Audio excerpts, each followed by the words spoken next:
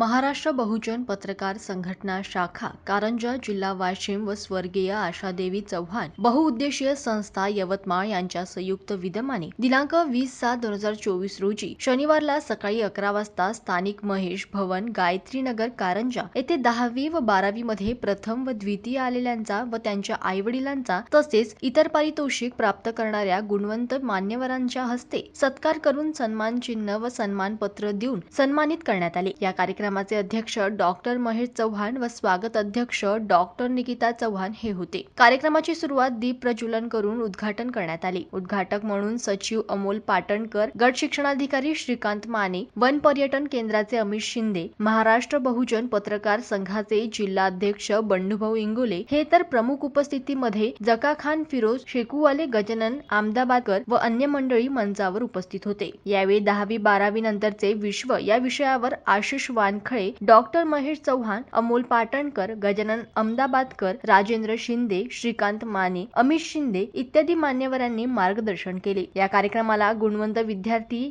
यांचे वडील, तालुक्यातील शाळेचे मुख्याध्यापक, शिक्षक वर्ग इत्यादी प्रतिष्ठित मंडळीची उपस्थिती होती। जिल्हाध्यक्ष बंडू इंगोले यांनी प्रास्ताविक तर सूत्रसंचालन पापळे सर तसेच कार्यक्रमाचे आभार प्रदर्शन विजय भळ सर यांनी केले। कार्यक्रम यशस्वी करण्याकरिता महाराष्ट्र बहुजन संघटनेच्या पदाधिकारी व सदस्य यांनी कठोर परिश्रम घेतले।